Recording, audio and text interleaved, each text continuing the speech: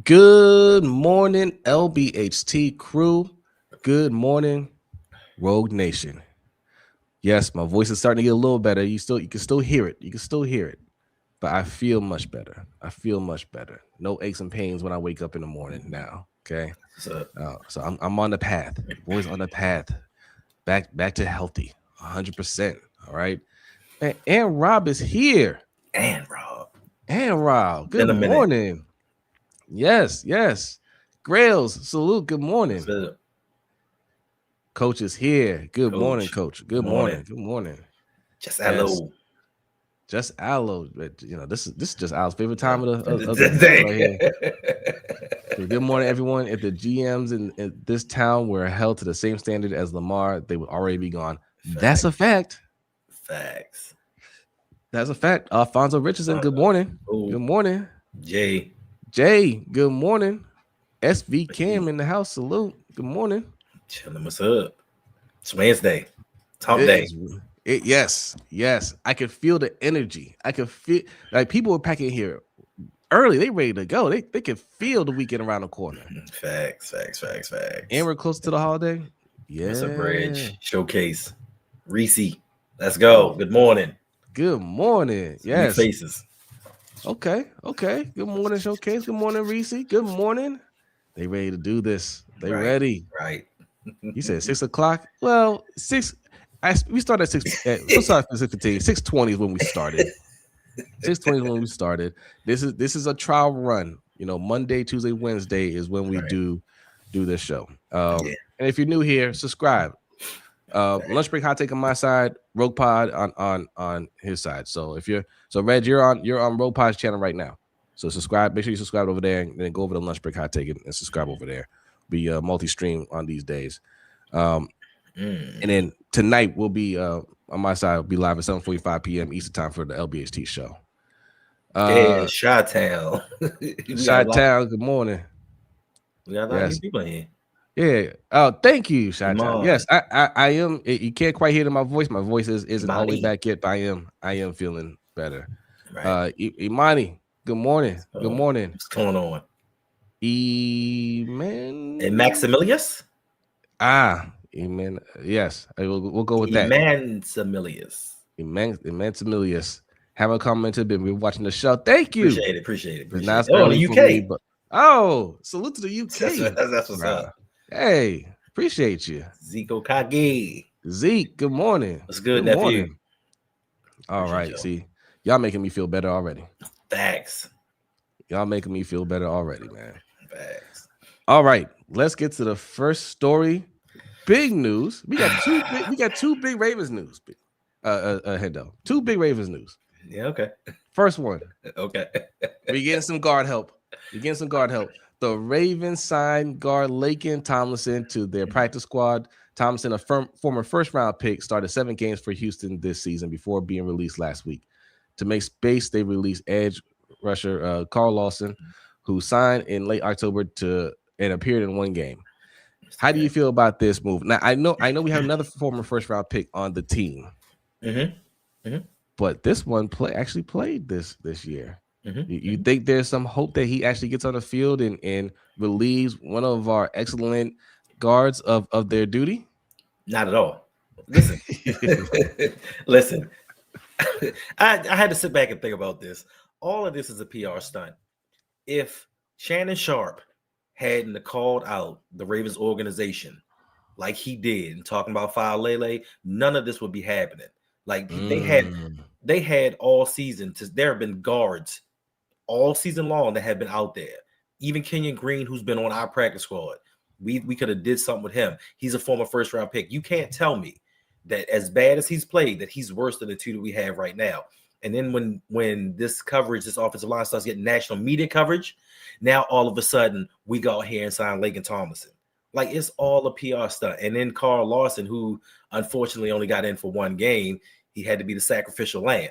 Yeah. Now, I thought that we needed pass rush help. I thought that we needed defense. That's the way that this team has been structured and going all season long. But now that they're being called out and they're starting to get a lot of scrutiny, even some of the gatekeepers are starting to see the light and like, yo, this offensive line, EDC's not as good as we thought he was. John Harbaugh, his doghouse is stupid, and he's not a great head coach. So things are starting to turn around. And I think that, the more that people outside of this organization points this out, the better off we're going to be, because they're going to be forced to make some changes. Because unfortunately, if they don't, next season, them ticket sales going to go down. How about that? What's going on, Garrison? Hey, what's up? Thanks for coming through. Melanated One, I see you in here as well. Our cousin Davon's in the house. Salute. Blair. Yes. I think did I get everybody? I think we got everybody. Mr. Guest, Davis. Salute. Okay, all right. Blair, salute. Good morning. David Jabo. You should wait until they're under 500. Yeah. Well, yeah. Hold on. We didn't make any O-line changes. Yeah. We haven't made any changes. They've signed people all season long to the practice squad. Like they've moved guys around, but they haven't made any changes. They brought in Emory Jones Jr. for 17 snaps. That's the only change that they made to this offensive line in 14 weeks. I just don't believe. I don't believe like Kenyon Green, and listen, Kenyon Green just a bust. He was a former first round pick as well. Mm-hmm. I think he played for the Texans as well, right? He was on they traded him to the Texans, and they traded him to Philly and immediately got him. Philly. But Philly had, my thing is, the Texans offensive line was a mess. So it's kind of like our offensive line, where you have some guys that just aren't doing their job, so they make other people look worse. Then when he went to Philly, Philly's offensive line was, so good, like we don't need you, essentially. So, but to me, for what we have, why not put him in? Why not bring him up for a game? See what he gives you. Let him play some snaps, rotate him in and out. See what he gives you. If he doesn't give it to you, cool. But don't stick with the same two guys that week in and week out just get blown up every other play. I agree. Kind of let him see what he can do out there. However, if he's somebody that needs development, which it sounds like he does, this ain't the place for him to develop under this coaching staff. I think Emory Jones has shown you he's more polished, coming into the league, playing at LSU. So he can go out there. He just naturally has better hand placement, and he's just more competitive out there. Emory Jones definitely showed that he needs to be out there. But Laken Tomlinson is a veteran. You know what I'm saying? Like I can't remember how many years he's played in the league, but he's played a significant amount of time. And he was starting for the Texans. Not saying he was playing great, but he played. He's a veteran that has a certain level of experience and knowledge. He's more competent than the guards that we have now. All right. Not saying he's gonna look great if he goes out there, but he'll definitely look better. Well, so, like Luke said, he was a replacement for Ben Cleveland's 3-game suspension. Yeah. But Ben Cleveland wasn't getting in the game anyway. Facts. Coach says, according to someone, Jones did not look better than 77 and 72. Yeah. Harbaugh had the nerve to part his lips and say some nonsense like that. This is why I can't stand that guy. Mm-hmm. This is why I can't stand him. And this has always been Harbaugh. Harbaugh's always been smug. He's always been a liar, right? Even when it's obvious to everybody what we're seeing out there. Like he tried to tell us it was only 3 or 4 snaps that they didn't look good on Falele and Voorhees. Coach went over the tape for both players. You can go and look on his channel, and you tell me how many snaps did you see? And right. Coach didn't go through all the snaps. Right. Okay. Yeah. I mean, we know they're not going to let him on the field because they don't want him at defeat. Right. That's the real game for them. That's the one that they care about winning. The PR game. They want to win their little petty games, little personal vendettas, but actual games they don't care as much about. Right. And like Matt says, it's owning up to the mistakes. He says, like, we could have kept Morgan Moses, the op. Even he, for all the flack that we've given him, played much better than these two. We traded him away to the Jets. I think he was only making $3 or $4 million his last season. Kevin Zeitler, when he left, he only got a $6 million deal. Like combined, you're spending under $10 million for 2 starting caliber guards in this league. And it's all, like you said, it's all about PR. It's all about perception. That's why somebody keeps saying, why haven't we cut David Ajabo? That would be like admitting defeat. If you cut David Ajabo now, that's another draft pick. That's a bust. That's not on his team. And you have to look at EDC and say, what are you doing? Where are these picks that are supposed to be depth pieces? Where are these picks that are supposed to come out here and shine? They're not getting them. And a lot of people in on the gatekeeper side don't want to readily admit Eric DeCosta is not good at his job. He's hit on it. I saw something on Twitter yesterday talking about, oh, look at these first and second round picks of Eric DeCosta. Oh, he knows what he's doing. Really? What picks? Really? I mean, they can you can say Kyle Hamilton was a great pick. First round pick, yeah. But second round picks? Yeah. Oh man. I mean, usually we trade those away. I don't think he's had that many second round picks. About four. So Ojabo was a disaster, even though, and that's a one, like you can hear people screaming through the TV to draft George Pickens. And he just like Ojabo, you know. I don't even know who else. Who else? I mean, Mike Green. Rosengarten, Mike Green. Rosengarten was good. Mike Green hasn't done anything yet. And I was hyped up. You know, I thought we found the one, and though I thought Mike Green was the one. No, but I see. But in watching Mike Green. Now, I'm not a coach. I don't do all the film studies like Coach does, but I watch Mike Green and I see the pressure that he gets. Like I've seen his progression from week one till now. If he had some sort of help on his team, he would be a lot better off. But you have a rookie second round pick coming from a small college, trying to be the star pass rusher on what is supposedly a Super Bowl caliber team. That ain't gonna work because he's not getting help from nobody else. Draymond Jones had that one game where he shined,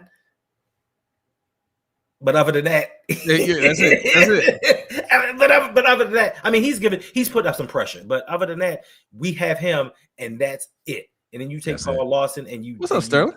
What's up, Sterling? And you cut him. What do you expect this rookie to do? Now, right now, he's at a wall because in college he hadn't played as many games. So right now he's going through it. His body's trying to get acclimated to an NFL season. I think next year with more experience, and if the Ravens decide to get him some kind of help, he's going to be that guy that we thought that he's supposed to be. Unfortunately, unlike Terrell Suggs when he came in, he didn't have a bunch of great players around him. People can talk about Roquan this and Roquan that. I watched. They said in this article. And they make me laugh so much. They said Roquan had possibly the best game of the season with his 10 tackles.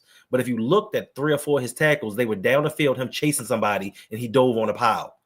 He gets credit for a tackle. He didn't actually make the tackle, but this was his best game. So he doesn't have these guys around him that can help uplift him. And I think for a rookie in the situation that he's in, he's leading the team technically with 2.5 sacks. I think he's doing a decent job. Yeah, he's doing decent. And you're right. Like it's a different culture in that locker room than the guys that used to be in there, right? You get drafted, there's expectation, like especially you got drafted in the first round defense. The expectation was, hey, you're going to ball out over here. Like you're going to hit, you're going to make plays. Like that's what we do here. Facts. Right. And yes, you had coaches on the field, and you had great coaching staffs to really develop these guys. And I said it before. I don't think, I don't think Zach Orr is a terrible coach. He's put in a terrible position. He's got position coaches around him that have no experience, right? No, like the D-line coach. I'm pretty sure. I think all except Chuck Pagano, all those position coaches have less than 4 years experience. Yep. Linebacker coach, I think, is his first year. I think it's Dean Pease's son. That's the linebacker coach. Right. Makes sense. D-line coach, I'm pretty sure it's less than 4 years. Like it's these guys with no real experience. So you have a young team being coached by young coaches, right? So they can't teach them the nuances, of how to clean up certain things, how to polish the technique. And I think that's the main issue with we're seeing with Mike Green right now and Malachi Starks. Mm-hmm. But again, that's why you don't pick them. and we all suffered a loss when Mike McDonald went to the Seattle Seahawks. But like somebody said the other day, Denard Wilson going to the Tennessee Titans. He went over there, and they had the number 1 rated defense in the NFL when he went. Anthony Weaver went to Miami. They were top 5 until injuries came about. Their defenses were balling. So I think those losses may have been a lot bigger than what the Mike McDonald one was. You know what I'm saying? Especially in the secondary with Denard Wilson. We can see that now. But I will say this though, and this is no slight to Roquan. I know people think we pick on Roquan. No slight to him. It didn't matter what defensive coordinator we had with Ray Lewis. He's going to coach up the guys next to him. His level of play never waned. We didn't have a problem with saying, "Oh, well, we're playing Ray Lewis in this position, so he's not going to fare well." He did well wherever he was, just like Ed Reed. So when we start speaking of the greats of the Baltimore Ravens, it doesn't matter the coordinator, it doesn't matter the system, it doesn't matter the position that they're in. They're going to play well. We didn't have to bring in Haruki Nakamura to make Ed Reed great, to bring him closer to the line of scrimmage. We just let Ed Reed be Ed Reed, and we did the same with Ray Lewis. So it's a lot of things that go into the Ravens and this 6 or 7 start. First and foremost is the coaching for me. I mean, yes, Eric DeCosta, some of his picks, but you can't tell me all of these picks are terrible. You can't say that all of the guys that he brought in here are that bad. It's the development from the coaching staff and the guys that he decides to play. I mean, no, I don't think they're all that bad, but they're not all that good either. A lot of them are, because they don't really catch on anywhere else either. Like some of them do. Some of them do. But I mean, for 11 draft picks, and none of them are working out, and we're not expecting really. I would say none of them. A lot of them are working out, and we don't have an expectation for a lot of these guys to work out. And like I pointed out yesterday on Coach's channel, man, like if we're going to draft guys, we want to hoard all these 4th round picks, 5th round picks, and we do get lucky and we hit on 1 or 2 of them. Right. Why aren't we re-signing them? Why are we re-signing Mark Andrews over Isaiah Likely? Right? Like, why'd you hoard that 4th round pick?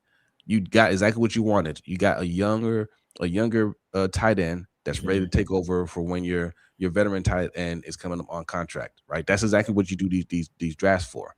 Right? And that's a non-premium position. So it's not like he's gonna break the bank by signing him. And you opted to go with Mark Andrews. So you just wasted your time with that 4th round pick. Like it's things like that where it's just like, why are you wasting everybody's time? You're like, it's just a game to them. Like they're just addicted to buying the scratch offs. Like that's what it is. Like like people they just had that habit. Like I just gotta buy a scratch off. And they just keep buying scratch off. And if they get $5, they win $5. They gotta go right back and buy more scratch offs. They don't take the win. They have to just turn right back around and buy more. That's all they're doing. You know what it is though? It's a vice. Some people drink, some people smoke. Eric DeCosta loves draft picks. Like that's his. Like he has to have them. And you think about it. Like if we look back at it, Rasheen Ali, Devin Leary, Garrett Dellinger, Nick Samak, all of these late round picks didn't even see the field for us. I mean, Rasheen does because of special teams, but all of these late round picks, all of these late round picks that have never seen the field, we either cut them, release them, they don't make it through training camp. It's just a lot of wasted picks. And if you're just going to bring guys in just to bring guys in, what's the purpose of having them? If this is a Super Bowl roster, if we have a Super Bowl roster right now, and people love to say we have the depth, we have the roster, we have the team to win a Super Bowl, how many of those draft picks do you think are realistically going to make this team? How many spots are open with 11 draft picks that you think somebody's going to actually come in here and take somebody's spot? You don't believe that those 11 draft picks are going to do that. So why bring all of them in instead of trading? Like I said, it's a vice for him. He gets his thing off, with drafting players. It doesn't matter what they are. We drafted a fullback in the 5th round, and people are like, oh, it's just a 5th round pick. Well, that's a pick that could have made this team better. That's a pick that could have been traded up to get somebody that we really wanted. And you say this all the time. If there's a guy that you see that's top on your board, go get him. The one thing that the Ravens do is they wait for guys to fall. We did that with Dez Bryant. We did that with so many drafts where we were so mad that the team picked the person that we wanted 1 pick before we did, because we think the teams don't draft or see the players that we see, and that we're going to get them by sitting back instead of being aggressive. So I just think after the season, holistically, we need a wholesale change. Everybody's got to go. Facts. Tracy is here. What's going on, Tracy? Good morning. Oh, thank you. You have a wonderful morning yourself. Appreciate you. All right. We got some more, man. That's so many. There's so many people in here. Over 130 people in here. Hit that like button. If you're new in here, go ahead and hit that subscribe button on both channels. Lunch Break Hot Take, Rogue Pod. It was somebody I wanted to say something to. Somebody just subscribed. Oh, okay. Hold on. Let me find them. Let me It might find have them. been your channel. She so Miss. much. Yeah, that's who it was. Appreciate you. Salute. Thank you. Thank you. Appreciate that. Appreciate that. Boy Wonder in the house. Salute. Good morning. Appreciate you. Uh, D Mar- Weezy. Martavius. Good morning. Evil Slim. Raven. Good morning. D Weezy. Good morning. OG Sean. What's up? OG San. CES Junior. What up? What up? Good morning. OG. Um, yeah, some of y'all surprised we here this early. What's up, Lindsay? Yeah, God's favorite. Good morning. We've been doing this. This is our third week. This is our It might third be a week. third week, might be the fourth week. Who knows? Yeah, We doing it Monday, for a minute. Tuesday, Wednesday. And Turn on your mom. notification bells. Thanks. Yep. Yeah, and Mom. Good morning. Good morning, Lindsay. Good morning. Um, Slim. Good morning. I think we got everybody. All right. Next story. We spent a lot of time on that one. That's okay though. That's all right. Hot topic. Keaton. Oh, that's the wrong one. Oh no, I did the same thing. Oh, there we go. There we go. I mislabeled it. Keaton Mitchell. His MRI came back Don't say clean per source. He got banged up Sunday, but the situation is considered minor moving forward. So Keaton Mitchell is not lost for the season. okay. How you feel? How you feel about that? Shut him down. I'm about to say. I'm about to say shut him down to the playoffs. We in the playoffs right now. This is our Facts. playoffs. We in playoffs mode right now. Oh man. I don't know. See, this is the thing. Keaton Mitchell is a very talented individual. We saw it during the Pittsburgh game, that 55-yard run that he had. Like he just exploded. If he hadn't pulled up lane, he'd have scored. And he has that ability that every time he touches the ball, he can go the distance. But the problem for me is with the limited amount of touches he has during the season, he gets injured way too much. Mm-hmm. Way too much. I mean, use him as much as you can to get where we need to go. But do we re-sign him after the season? No, I told you. That's another thing I said we should have done in the draft is look for a running back. Mm-hmm. Like Derrick Henry still looks great. Yeah, but he's in his 30s now. We need to start finding the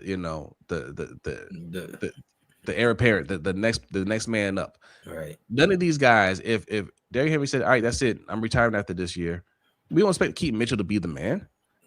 We don't expect Justice Hill to be the man. I'm a fan of both of them, but they're not the guy. Yeah, right. And this last draft had a lot of running backs, a lot of running backs in there, and I was just like, get one. You have 11 picks, get one.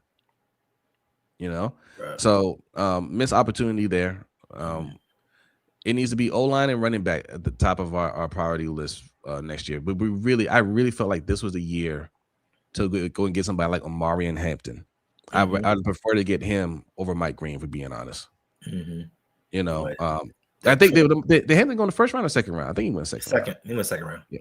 And that Travion Henderson. Travion Henderson. Wow. Like those are guys that we need more. Like, imagine those guys backing up Derrick Henry. Nitro. Nitro says, "How dare you try and have foresight? How dare you?" No, we just, you know what I mean? We just over here being negative. Like the edge rusher position could have been fixed by just trading for Jalen Phillips. Could have been. Yeah. Like I like Mike Green and all, but again, like we're sitting here waiting for him to be that guy. There are running backs out there that we could have gotten. They don't even need to be the guy yet, but they are that guy. And when Derrick Henry hangs it up, they just naturally they fit right there at that running back spot. What are we going to do? I mean, what's the plan? Like, what's the plan moving forward? Because obviously this ain't the type of team that we thought it was this year. We still have to be, locked in and try to win it, but some changes have to be made. Derrick Henry may or may not come back next year. And if he says I'm not coming back, what's the plan there? Right. Is it whoever's left over in free agency?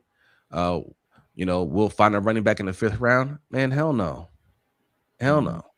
I ain't with that. But Keaton Mitchell, if he can go out there and play, ride him to the wheels fall off, man.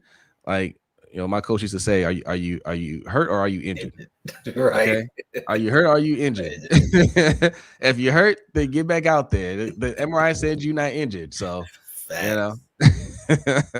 And listen, and I see y'all, even Raven, I see all y'all saying that Mitchell is him. He's him while he's healthy, but him haven't been healthy too much.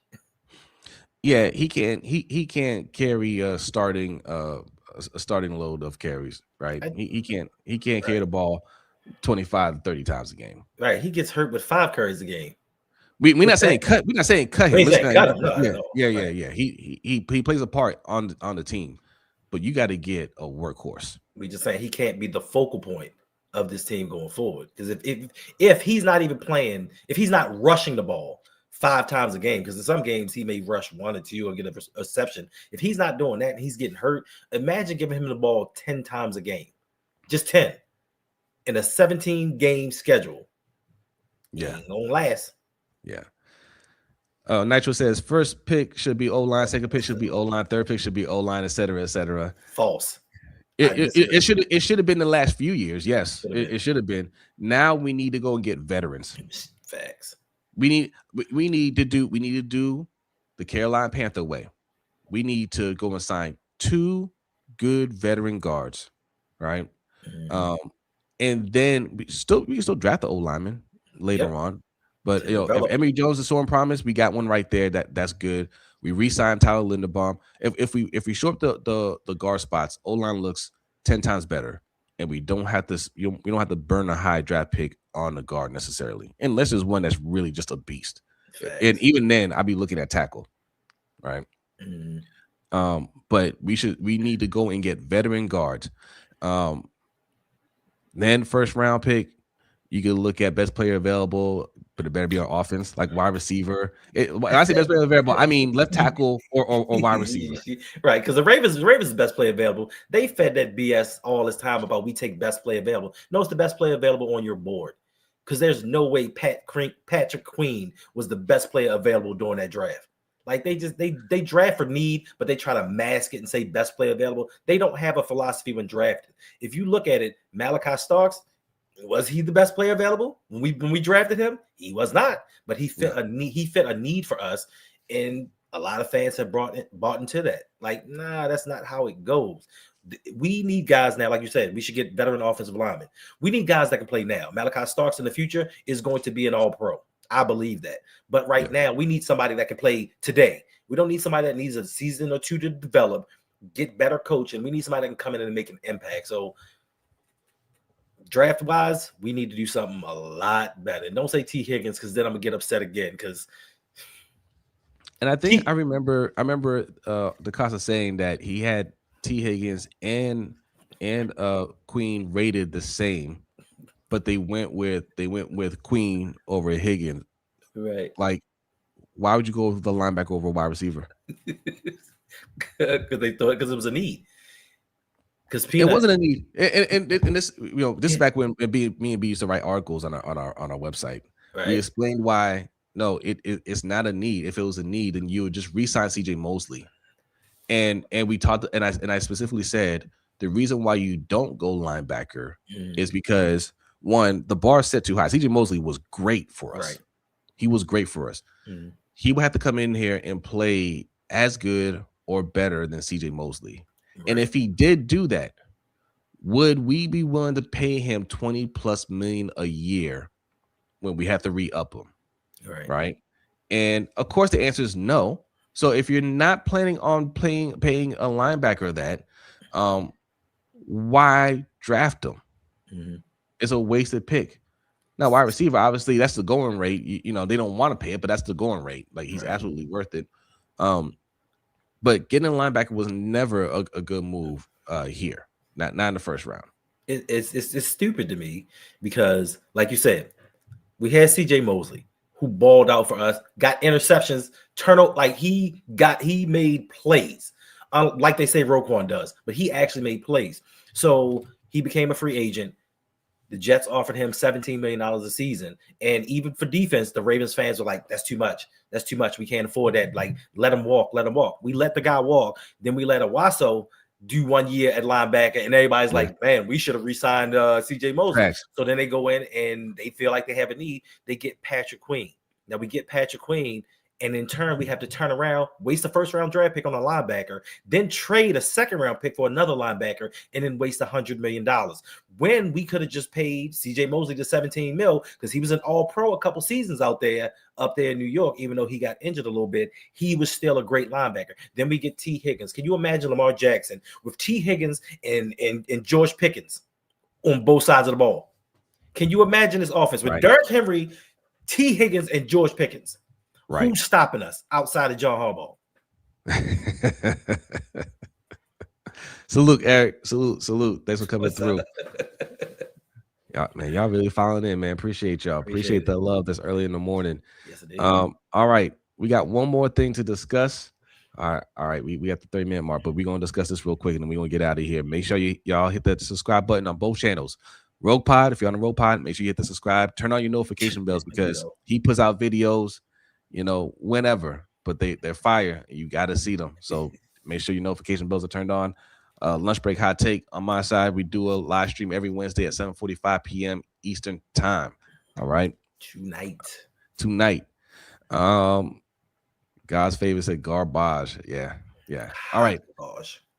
Last story here. We discussed this yesterday. Phillip Rivers is coming back. He's coming back, but we didn't talk about his Hall of Fame eligibility. Right. Yep. And Ian Rappaport says from Pro Football Hall of Fame, if Rivers is signed to the active roster, his Hall of Fame eligibility clock resets and he would need to be out for another 5 seasons. Practice squad would not affect his clock. So he's one of 26 semifinalists for the class of 2026. So the question is, should he risk it all just for one more shot on the field? Like I understand the love for the love of the game is there. The love of the kids ain't. You know what I'm saying? Like he ain't trying to watch all them kids. Are you willing to risk your Hall of Fame status for another 5 years just to get another few snaps on the field? Like, is it worth it? It depends on your priorities. Now we joke that he doesn't want to be home with all them damn kids because it's a lot of them. Like a lot of them are young, so you got a lot of young kids running around here, and you don't want to deal with them. But one thing that I've heard a long time ago that kind of hit me was, they said when players leave the game and they retire, it's not the money, it's not the fame or the adulation. They said it's the guys looking up to you to lead them, especially at the quarterback position. The guys looking up to you to lead them, having that confidence and belief in you. I say sports is the one equalizer sort of in race relations, because I've seen some of the most racist dudes play on an offensive line, but will break their leg to protect the quarterback. You know what I'm saying? Regardless of how they felt off the field, they will risk their life for their quarterback, for that team. And just that love of the game and the competitiveness, a lot of those guys miss it. And for some, if you can go out there and relive it one more time, just it's your last shot, you go for it. You try it. Because now you have to sit back and think, man, what if I'd have went out there and we could have won a Super Bowl? Because they have a team to win a Super Bowl. If I'm half the player that I was, we might have a chance. So yeah, I would give it a shot, because the Hall of Fame is always going to be there, and there's no guarantee that I was going to make it this year anyway or next year. I am Phillip Rivers, and one of those fringe Hall of Famers where I know I'm not first ballot. I know that. Yeah. You know what I'm saying? It's going to take me a couple tries. So if that's the case, I'm going to go out and give it a shot and try in 5 more years. What's the difference? I'm going to make it regardless. Yeah, that's the thing, right? Like, no, nobody thinks he's going to be a finalist this year, right? But he is going to get in. The question is, how long will that take? You know what I mean? And if he's looking at the Oscars, look, man, I mean, these candidates are Hall of Fame candidates for a reason. There's a lot of great players on these lists. He might be, in general, I would say don't risk it all for your chance to get to the Hall of Fame. But are you gonna make it in the next 5 years? Who knows? But Eli Manning's coming up for eligibility here soon, right? And He should have made it. They thought he should have made it last year. so maybe it's one of those things where like let's wait for him to get in. Let's wait for him to get in. So it strengthens my case. Right. Because yes, Eli Manning has the rings. He does not have the anything else that Phil Rivers has. Like nothing. Right. Right. But also, I could just sit on the practice squad for the rest of the year and enjoy being around the fellas and away from them kids. That's a good point. And still not lose my eligibility. So yeah, practice squad is a possibility. Actually, yeah. We ain't talking about that. Like, just go out there and like you said, you get all the, you get the experience of going out there and throwing the ball around and being around the guys and it doesn't hurt your eligibility. You're absolutely right. Oh, and we got a super chat. Salute. Appreciate it says, is that CES Junior? That's that right? Yep. CES Junior says too early in the morning, every morning. ONG for people not to leave tips. Get in here and tip. Cool. Hey, thank you. Appreciate that. we appreciate that. Thank you so much, man. Thank you.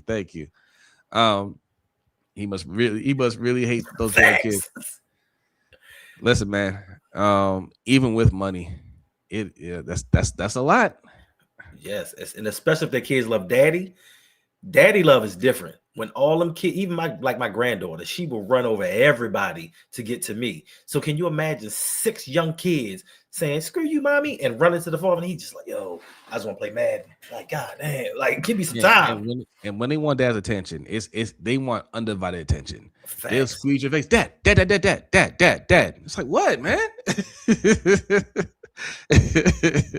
What's up, Omega? Omega, what's going on? Says, hey, Jose and Hendo, long time no see. Hey, salute to you. Says, can I really be honest with you guys? The fact that the Ravens waited till week 14 to come get some O-line help just pissed me off even more. Yeah, they playing in your face. Facts. They playing.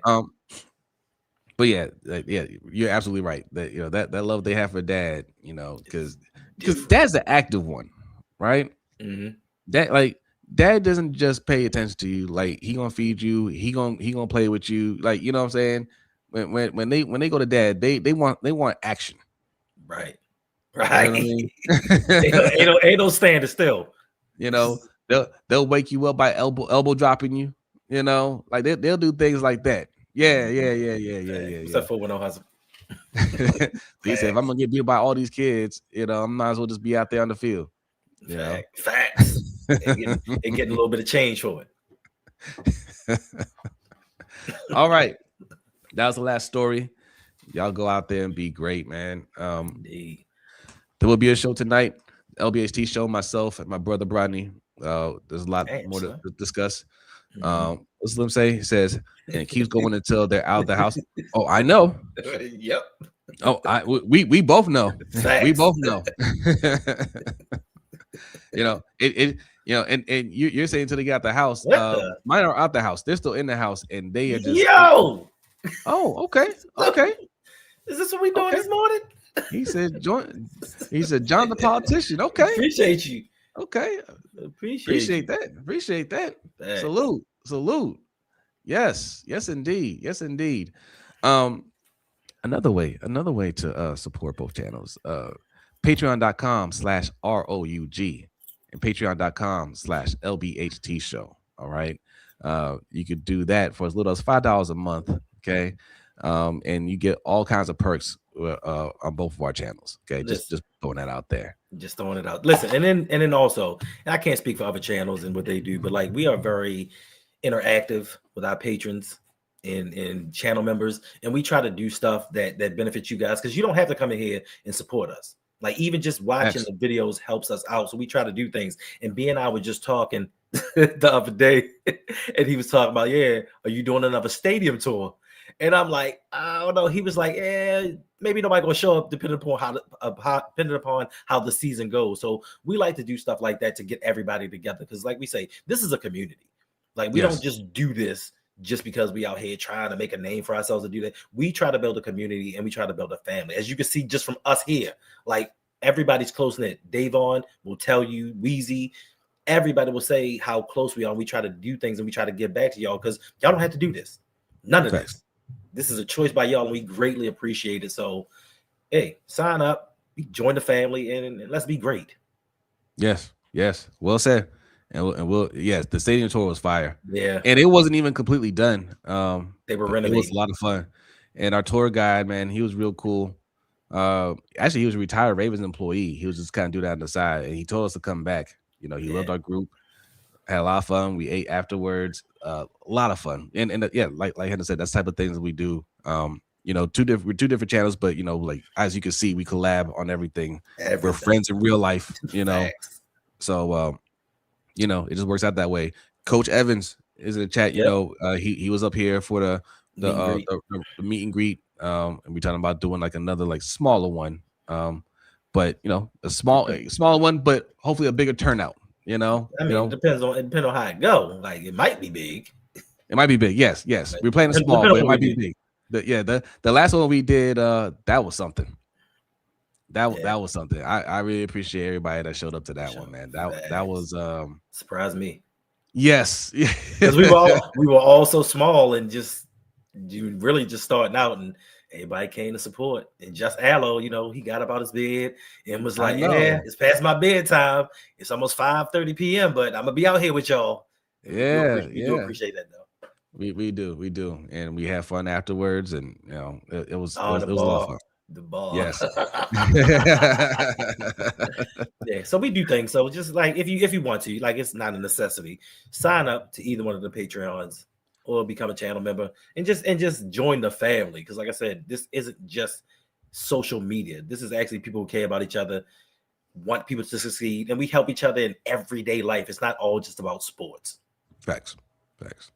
All right. With that, we are getting out of here. Y'all have a great day. It is Wednesday. We're almost there, y'all. Wow. Enjoy your day. We'll see you later tonight.